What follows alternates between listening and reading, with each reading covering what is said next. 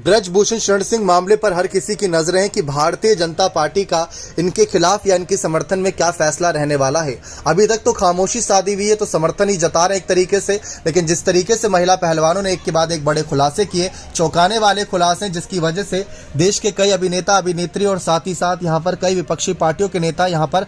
जंतर मंतर पर पहुंचे और इनका समर्थन करते नजर आए महिला पहलवानों का, क्योंकि वो इनका दर्द सुनकर भावुक हो गए और अपने आप को रोक नहीं पाए इनका समर्थन करने से। लेकिन इन सब के बीच आपको बता दें कि बीजेपी को लेकर यहां पर ब्रजभूषण ने साफ बातें कह दी थी कि पहली बात तो ये बीजेपी के अंतर्गत नहीं आता, क्योंकि ये सारा मामला जो कुछ भी है ये WFI अध्यक्ष पद पर रहते हुए यहां पर बताया गया है, बीजेपी सांसद पद पर रहते हुए नहीं, तो इस मामले को बीजेपी से ना जोड़ें। लेकिन जिस तरीके से पीएम मोदी को लेकर सवाल खड़े किए जा रहे हैं कि एक समय अपनी बेटी बताया था इन महिला पहलवानों को और आज उन्हीं बेटियों को अकेला छोड़ दिया धरने प्रदर्शन के लिए, जंतर मंतर पर 15 दिन से ज्यादा हो चुके हैं, अकेले बैठी हैं। लेकिन एक वक्त ऐसा था जब मेडल जीत कर आई थी विनेश फोगाट, तो पीएम मोदी से मुलाकात भी हुई थी, तब उन्होंने डरते सहमते हुए पीएम मोदी के सामने कुछ खुलासे किए। तो उन्होंने कहा था कि हमारे कैंप में ऐसा कुछ होता है, छेड़छाड़ होती है, मानसिक रूप से प्रताड़ित किया जाता है, तो आप कुछ मदद करिए। तो पीएम मोदी ने कहा था बहुत हो चुका है, अब आगे ऐसे नहीं होगा, आप बेफिक्र रहिए, चिंता मुक्त रहिए, कहीं ना कहीं हम बैठे हैं और हम देखते हैं कि आपके साथ कौन क्या कुछ करता है। लेकिन उस समय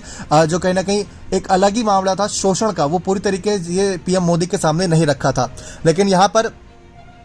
कहीं ना कहीं ब्रजभूषण भी ये साफ कह चुके हैं कि अगर ये मामला कानूनी तौर पर फैसला लिया जाएगा उसे तो मैं स्वीकार करूंगा ही करूंगा, चाहे फांसी पर लटकना पड़े, चाहे आप मुझे जूते चप्पल से मार लेना, लेकिन अगर बीजेपी चाहेगी तो मैं अपने पद से इस्तीफा दे दूंगा। लेकिन बीजेपी में पीएम मोदी, अमित शाह और जेपी नड्डा का नाम उन्होंने लिया था कि अगर ये आला कमान चाहेंगे तो मैं इस्तीफा दे दूंगा। लेकिन अभी तक आला कमान ने चुप्पी साधे हुई है। इसके पीछे की मुख्य वजह यह बताई जा रही है कि बड़े से बड़े नेता इस समय चुनावी रणनीति में व्यस्त है, क्योंकि कर्नाटक चुनाव 10 मई को चुनाव होगा, 13 मई को नतीजे सामने आएंगे, नगर निकाय चुनाव में सीएम योगी व्यस्त हैं, तो हर तरफ बड़े नेता व्यस्त ही है चुनावी समीकरण में। इसी वजह से शायद ब्रजभूषण मामले पर नजरें नहीं जा रही। लेकिन यह मामला कहीं बड़ा मामला न बन जाए, लोकसभा चुनाव से पहले विपक्षी पार्टियां इसको बड़ा मुद्दा न बना दे, क्योंकि वहां से अगर राहुल, सोनिया बड़े नेता हटेंगे तो जंतर मंतर की ओर भी इशारा करते नजर आएंगे, जैसे प्रियंका गांधी पहुंची थी। आप अपनी राय इस मामले पर रखिए कि क्या कुछ यहां पर आगे बातें निकलेंगी। बीजेपी के कई बड़े राज्यों के नेताओं ने साफ कहा था कि ब्रजभूषण शरण सिंह निर्दोष हैं, अगर उन पर कार्रवाई में कुछ यहां पर उनके खिलाफ निकलता तो हमारी पार्टी भी उन पर कार्रवाई करती नजर आएगी।